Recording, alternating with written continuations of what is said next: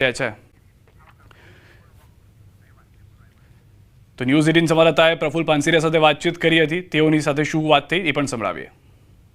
મંત્રીઓએ શપથ લઈ લીધા છે અને હવે આજે ચાર્જ સંભાળી રહ્યા છે. ધનતેરસનો આ શુભ દિવસ છે અને શુભ દિવસે આરોગ્ય મંત્રી પ્રફુલભાઈ પાનસરિયાએ પણ આજે ચાર્જ સંભાળ્યો છે. પ્રફુલભાઈ, પહેલાં તો અભિનંદન, અને ખાસ કરીને હવે ગુજરાતની જનતા છે તેના આરોગ્યની જવાબદારી તમને સોંપવામાં આવી છે. જી, આજે આદરણીય મુખ્યમંત્રી ભૂપેન્દ્રભાઈ પટેલ સાહેબના દ્વારા અમને જે સોંપવામાં આવ્યું છે કાર્ય એ આરોગ્ય મંત્રી તરીકેનું, જેમાં અમે નિષ્ઠાપૂર્વક કામ કરીશું. અંત્યોદય સુધી સેવાના હેતુસર જે સરકારની યોજના બની છે એનો પૂર્ણ લોકો ઉપયોગી કરી છે એવા હેતુસર અમે પૂર્ણ રીતે પ્રયાસ કરીશું. કાર્યકર્તા તરીકે કામ કરીશ. મંત્રી તો છું જ, પણ કાર્યકર્તા તરીકે. શું પહેલી પ્રાથમિકતા રહેશે? પહેલી પ્રાથમિકતા કે ગવર્મેન્ટની તમામ યોજનાઓ ગરીબો માટે છે જે હેલ્થની, એનો પૂર્ણ લોકો ઉપયોગ કરી શકે એ મારી પ્રાથમિકતા હશે. બિલકુલ. તો અત્યારે ચાર્જ સંભાળી લીધો છે અને લોકોની આરોગ્ય સારું મળી રહે, સરકારની યોજનાઓ લોકો સુધી પહોંચે તેવા પ્રાથમિકતા તેઓની ખાસ રહેશે. કેમેરામેન પ્રકાશ દેસાઈ સાથે વિભુ પટેલ, ન્યૂઝ 18 ગુજરાતી, ગાંધીનગર. કેબિનેટ કક્ષાના મંત્રીઓ પણ પહોંચી રહ્યા છે, રાજ્ય કક્ષાના મંત્રીઓ પણ પહોંચી રહ્યા છે, ચાર્જ સંભાળતા જોવા મળી રહ્યા છે. પહેલી વખતના બે દ્રશ્યો કાંતિ અમૃત્યા અને રીવાબા જાડેજાના, કે જેઓને મંત્રાલય સોંપવામાં આવ્યું રાજ્ય કક્ષાના મંત્રી તરીકે, તેઓ પણ કામગીરી કરતા જોવા મળશે. એની ઉપરના જે દ્રશ્યો આપ જોઈ રહ્યા છો, રાજ્ય કક્ષાનો સ્વતંત્ર હવાલો આપવામાં આવ્યો છે. હેલ્થ મંત્રી તરીકે તેઓ પણ, સ્વાસ્થ્ય મંત્રી તરીકે પણ તેઓ પ્રફુલ પાનસેરિયા જવાબદારી નિભાવશે. બીજી તરફ એક એવા મંત્રી કે જેઓના ભૂતકાળની અંદરના કાર્યો, જેને કારણે તેઓને પ્રમોશન મળ્યું, જે ચર્ચાઓ વર્તુળમાં ચાલતી હતી તે પ્રમાણે હર્ષ સંઘવીને નાયબ મુખ્યમંત્રી જાહેર કરવામાં આવ્યા. તેઓ પાસે ગૃહ મંત્રાલય તો યથાવત રહેશે, તેમની સાથે સાથે અન્ય કાર્યભાર પણ તેઓને જવાબદારીમાં સોંપવામાં આવ્યા છે. 2027 પહેલા આ તમામ મંત્રીઓ એક સાથે એવી રીતે કાર્ય કરી શકે કે ફરી એક વખત ભાજપની સરકાર આવે તે માટેના પ્રયાસ કરવામાં આવી રહ્યા છે. જે રીતે દ્રશ્યોમાં પણ સ્પષ્ટ જોવા મળી રહ્યું છે, સહપરિવાર કેટલાક મંત્રીઓ આવી રહ્યા છે, કેટલાક પોતાના સમર્થકો સાથે આવી રહ્યા છે, તો કેટલાક સાથે ભાજપના જ ધારાસભ્યો, ભાજપના નેતાઓ ઉપસ્થિત જોવા મળી રહ્યા છે. હર્ષ સંઘવીની એ પહેલ પણ હતી કે જેઓએ તેમને કહ્યું હતું કે મોટાભાગના જે લોકો મારા બેનર્સ લગાવવાના હોય તે બેનર્સ પાછળ ખર્ચો ન કરે, પરંતુ તેનો સમાજ કલ્યાણ પાછળ ખર્ચો થાય તેવા પ્રયાસ કરવામાં આવે. તો આ તમામ દ્રશ્યો એ સ્પષ્ટ કહી રહ્યા છે કે ધનતેરસની અંદર મંત્રીઓ ચાર્જ સંભાળતા નવા વર્ષની અંદરથી જ કાર્ય કરવાની શરૂઆત થઈ જશે. તો પૂજા વિધિમાં મોટા નેતાઓ હાજર રહ્યા હતા, કારણ કે જે આખું એક વિસ્તરણ થયું, દાદાની સ્પેશિયલ 26 ટીમ બની હતી. એ 26 ટીમની અંદરના જે મહત્વના નેતાઓ, કારણ કે અલગ અલગ નામની ચર્ચા ચાલતી હતી, જેમાંથી કેટલાક નામો એવા હતા કે જેમના ઉપર મોટી જવાબદારી આપવામાં આવશે. જે ચર્ચા પહેલેથી ચાલતી હતી તેઓને મોટી જવાબદારી સોંપવામાં પણ આવી, તેઓએ મોટી જવાબદારી નિભાવતા પણ જોવા મળી રહ્યા છે.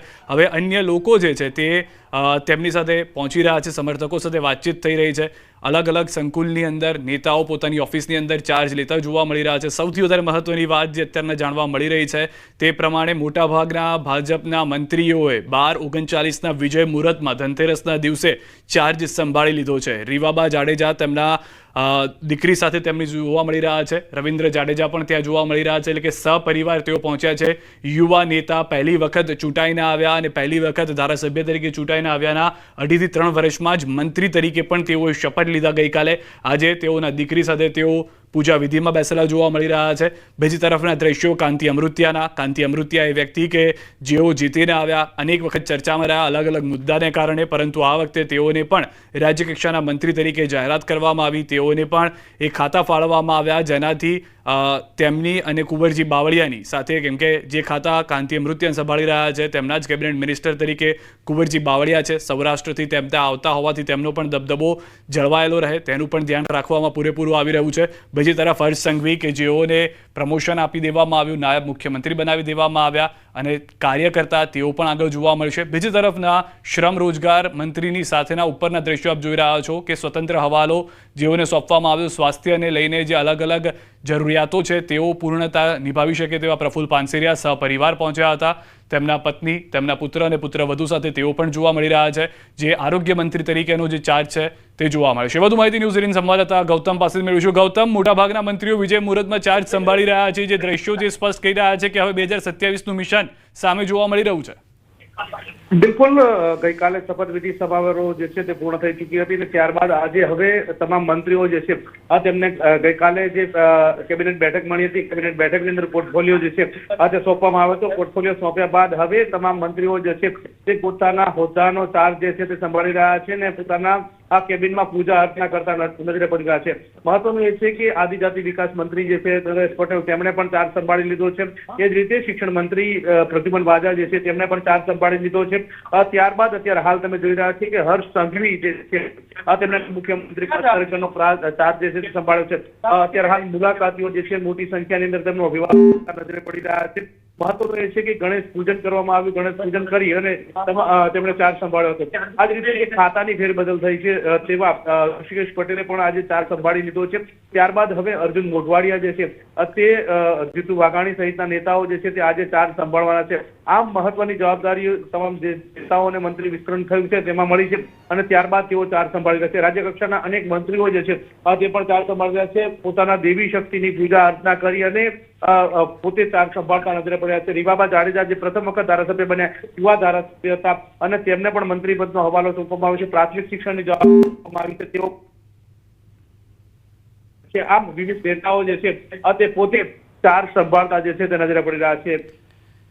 ગૌતમ, સૌથી વધારે મહત્વની વાત એ છે કે હવે આ તમામ મંત્રીઓને જ્યારે ચાર્જ સોંપવા લઈ રહ્યા છે તો મિશન 2027 ધ્યાનમાં છે. જે રીતનું મંત્રીમંડળનું વિસ્તરણ થયું, ઝોન વાઇઝ સમાજ જ્ઞાતિ સમીકરણો પણ બેસાડવામાં આવ્યા, તો હવે તેને લઈને પણ કામ શરૂ થઈ જશે. જી બિલકુલ, આવનારા દિવસોની અંદર હવે 2026માં સૌપ્રથમ તો સત્તાની સેમીફાઇનલ ગણાતી સ્થાનિક સ્વરાજ્યની ચૂંટણી આવી રહી છે. સ્થાનિક સ્વરાજ્યની ચૂંટણીમાં મહત્વની વાત એ છે કે મોટા પડકાર પણ એ રહેશે, કારણ કે જે રીતે 2016ની અંદર જે ચૂંટણી સ્થાનિક સ્વરાજ્યની યોજાઈ હતી તેમાં ભારતીય જનતા પાર્ટીએ 31 જિલ્લા પંચાયતની ચૂંટણીમાં તમામ જિલ્લા પંચાયતો કબજે કરી હતી. આ ઉપરાંતની વાત કરીએ તો 200 થી વધારે તાલુકા પંચાયત અને 8 જેટલી મહાનગરપાલિકા કબજે કરી હતી. આ તમામ બાબતો જે છે તે કબજે કર્યા બાદ જે સત્તા જે છે તે હાંસલ કરી હતી કે સત્તાના સેમીફાઇનલની જે છે તેમાં જીત મેળવી હતી અને ત્યારબાદ રેકોર્ડ બ્રેક પરિણામ 2022ની અંદર જોવા મળ્યું હતું. હવે વાત એ છે કે આ જ પ્રમાણેની વાત છે કે 2026ની અંદર જે સત્તાની સેમીફાઇનલ ગણાતી જે